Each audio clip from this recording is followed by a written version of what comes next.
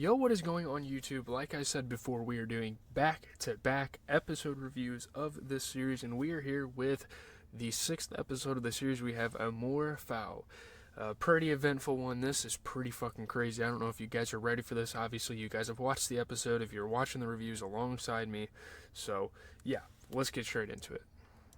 Are you guys ready? Because, man, oh man, this is the most eventful, craziest, most batshit episode of this series. Holy cow. If you thought you was already leaning hard into twists and turns, and you are not prepared for the what the fuckery that takes hold here in this 6th episode of the series, you is flinging any pretense of verisimilitude aside, like one might stash an ostentatious Clifford Red automobile in the forest of Greenwich. You is going full batshit this episode. And you know what? I'm here for it. It's great. Reality is, to use a technical term, garbage. Let's make like Peaches and Beck and leave it all behind for a little getaway, shall we? But that's kind of what this episode is predicated on. That's kind of the big storyline here. So yeah, obviously life is bullshit sometimes, so we need to get away. So yeah, this is great. But first, Joe plodding up the steps, carrying the saddest little balloon you ever did see, praying he isn't marching into a trap as he approaches Beck's apartment, where Peach, who survived Joe's extremely amateur brick-to-the-head attack in Central Park, is convalescing. So, this episode makes fine use of the inviolable rules of television, health, and medicine. Let's talk about what I mean by that. These rules require that Peach, whose gorgeous cheekbones smacked the pavement when Joe tried to murder her, will have exactly 0 scratches on her face, and that Joe will later emerge from a nasty car wreck with a Harry Potter-style gash on his forehead that can easily be hidden beneath a baseball bat. So these are some common rules, I guess. These make sense, I guess. Before Joe can approach Peach, he's instructed by Beck to remove anything that has touched other people or the subway. He gets to stay for all of 20 seconds before Peach whines that male energy in my healing space just isn't optimal. Obviously, this is an excuse. She doesn't actually believe this. She isn't actually, superstitious about this. The best part of this exchange is that Peach is talking about Joseph to Beck while Joe is standing right in front of her. So it's classic, Peach is really showing them that she does not like him that much. So Beck, who is doing some kind of sad handmaiden thing for Peach, pouts at Joe to leave. It's like, okay. But on the bright side for Joe, Peach hasn't made him. She assumes it was a stalker she must have acquired as an unfortunate side effect of being a celebrity, but does not assume the stalker is Joe, which she easily could. There's a lot of signs. Joe is not very good at hiding himself here, so she has every reason to believe that he would be up to this. Joe discovers that Peach has booked tickets to Paris for her and Beck because, sure, Peach would have printed out that itinerary instead of keeping it on her phone. Joe is in a panic. He's like, well, we got to come up with a plan or else I'm going to lose my girlfriend to Peach, and she's going to go off in the fucking sunset to Paris. I'm never going to see her again. So when he learns that Peach is fleeing to heal at her family's Connecticut estate and is taking Beck with her, Joe makes all the same mistakes he's made with Beck before, namely calling her crazy and insisting that she is too dumb to realize Peach is manipulating her, which is obviously true, but people do not like to be told that they are being manipulated. They find it very manipulative kind of in itself. And at first when I heard Greenwich, I thought they were going to fucking Germany or something. So when they were stayed in the country and I wasn't really comprehending it well, I was like, what the hell is going on here? But that was kind of a funny moment for me. So Joe tells Beck that Peach's suicide attempt was a show, to which Beck responds, the whole victim blaming is starting to sound a little 4chan. This sends Joe straight to the nuclear option. She's in love with you. You know that, right? And he is fucking right. I mean, obviously on this note, Beck storms out of the bookstore. Lots of storming in and out of places on this show. Joe speedily finds the Salinger estate online, puts on some of Benji's gear. Okay, wow. He still has Benji's watch and some of his clothes. This is kind of a crazy revelation that we find out about very early here. Why didn't he burn all this stuff with the body? I mean, what is he doing? Again, I swear I've never done a homicide, and I don't mean that in a weird way. I don't know. Truly, never have I ever, and still I'm like, man, burn the evidence. What a moron. What an idiot. You continue to question Joe throughout the show. In the spirit of that book Benji only pretended to have read, Joe's going to go on the road, I guess. So, yeah. By the way, before this happens, Joe runs into the stairwell urchin, who is now a sidewalk urchin. This ragamuffin flings his little arms around Joe in the most desperate hug you ever did see. His mom emerges and she's pretty. What if Joe likes her in that kind of way? And that's kind of what you're thinking the second she pops up on the screen. She reports that Ron is out of the picture because Joe is a superhero who rescues maidens from abusive and or unworthy boyfriends and pleads with him not to press charges. She's like, please don't do it. He's like, I'm not going to do it. I'm not going to bring attention to the family. I actually kind of like Paco. He's a very respectable young man. To protect the sidewalk scamp from the nasty results of a talk screen, Joe agrees, and now this woman owes him one, and I am pretty nervous about what the fuck that means. And you get nervous. And yeah, again, if he would have pressed charges and they would have investigated, they would have found out, hey, his fucking son poisoned him with drugs. So Joe is popping pain meds, and again, as the inviolable rules of television health and medicine decree, a character who is seen taking drugs, even if those drugs were prescribed by a doctor, will take far too many of those drugs and immediately become addicted to them. Since this whole episode is like, what if Get Out, but no black people, it is fitting that Joe's journey is interrupted by a deer-prompted accident. Joe swerves to miss Big Bambi and crashes into a tree. So now we have a pretty crazy dilemma. We have a pretty crazy storyline starting to happen in this episode. It is here that Joe hallucinates Candace for the first time. Candace is that ex we've been hearing so much about. And I mean, in glances, we kind of are starting to learn a little bit more about her and starting to learn a little bit more about their past relationships dynamic. In Joe's memory, imagination, she's licking a lollipop and wearing Lolita sunglasses because Joe's memory, imagination, like Beck's poetry, is very, very subtle. A cop pulls up and, you kind of wonder if this affluent seeming white man will have any trouble with the white male police officer.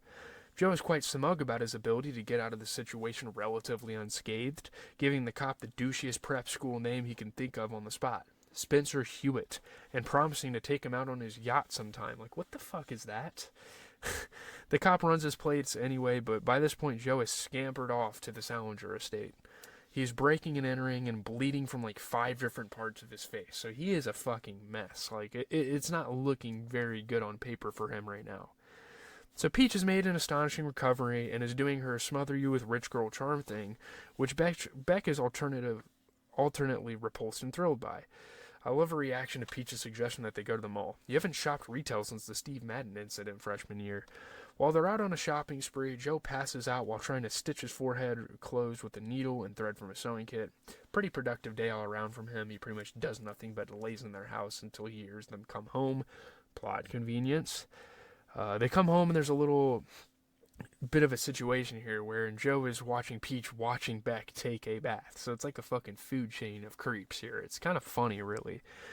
Joe loudly pees in a mason jar, the most hipster of all emergency pee receptacles, and he says he'll go back for it later, but you know that he won't, which means his DNA is just chilling on that mantle, waiting to be found by someone who will be extremely grossed out by it, of course, and it's going to be a crazy break in the case, eh? Joe also sees that Peach has a gun. Oh no, what a fucking plot twist. Do Chekhovian rules apply in the unhinged world of you? We'll see. Peach makes Beck get dolled up in this dress they bought, and then Peach floats the Paris offer to Beck. Drop out of school and stay to this apartment that some distant relative needed to renovate because, as Peach puts it, she had a pet ocelot. There was damage. This leads to a fight, and Peach just runs circles around Beck.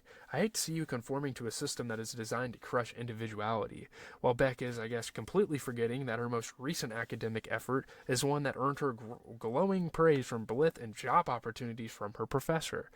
Did she ever follow up on the offer to do some essays and reviews? I'm not sure why all of a sudden Beck is talking about her writing career like it's stalling out when her MFA experience is, as we just saw the other episode, finally clicking into place.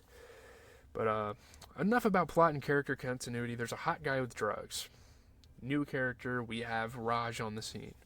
This little trio takes MDMA with a dash of opium, and Beck starts purring about her dreams to write a book about an injured soul, someone on the outside, which no one has ever done before, and I can't wait to see what she comes up with. Sarcasm. Beck then cries out for a platonic message train, which is definitely not a thing. Peach kisses Beck, and Beck is appalled. I have a boyfriend. What the fuck are you kissing me for? Good for Beck. She flees the scene to go dance alone in another room.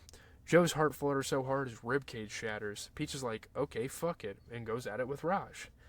Joe is trapped under the bed and must listen to Peach and Raj settle for each other all night long, but at least Beck is texting him, assuring him she misses him, and doesn't want to be in a fight anymore.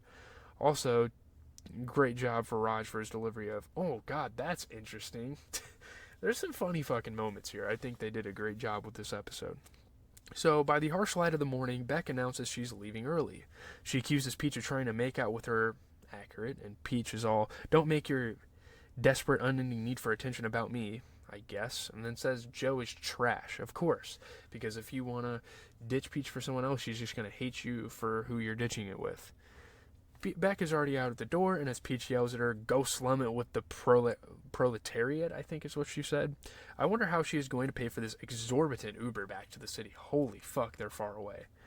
Joe takes a brief detour from reality to hallucinate Candace once more, who is calling him jealous and paranoid, and when he comes to, Peach is slapping him across the face and also is holding the gun. And we knew, it was kind of foreshadowed throughout the episode, that these hallucinations, him kind of being out of it physically, was going to cost him a great measure. And it does.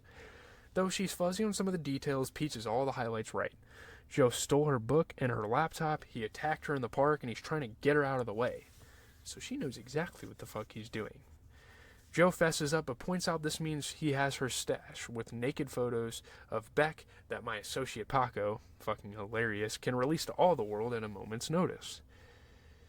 So, Joe encourages Peach to go to Paris and get away from him, which is not the worst idea. I mean, these two fucking hate each other, so for the better of each other, they should probably separate. Peach wanted to do it anyway. But Peach shoots Joe instead.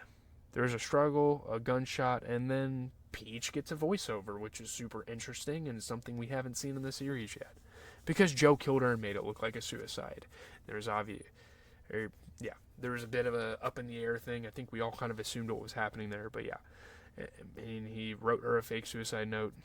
Perhaps I should be dismayed by this turn of events. I feel like Peach was really getting entertaining, but all I can think is, finally, man, someone had to do it. Someone had to learn. Someone took her out. Of course, Joe's fingerprints, not to mention his son T, remains in the house. But he is cashing in on that favor, having his associate's mom stitch up that gunshot wound without asking any pesky questions. Now feels like a good time to let you all know that you do not want to DIY treat your gunshot wounds, and it is scenes like this one that have us all wildly misinformed about what bullets really do to bodies. Beck tells Joe that Peach is dead via text message. Wow, okay. Through her tears, she asks him to stay over, because of course she does. Beck just doesn't want to be alone right now, or ever. How convenient for the both of them. Because Joe wanted to reconcile with her anyway, wanted to end the fighting, and this is a great way to do so. Yeah, it's going to be interesting. Up in the air, there's a lot of things. Obviously, Joe being a fucking murderer and leaving evidence and leaving DNA and all this type of shit at the fucking crime scene. There's that. So that's going to be really interesting. I'm actually getting ready to watch that next episode this second I get these clips together. And it's kind of weird. It's going to be really inconsistent with how long some of these videos get. The other one was almost 17 minutes. This one's going to be barely 14 minutes. So it's going to be interesting. More episodes are condensed than others. We kind of got straight to the point. It was very blunt this episode. Pretty solid stuff though. I am out, guys. Yeah, man. Have a good rest of your guys' day.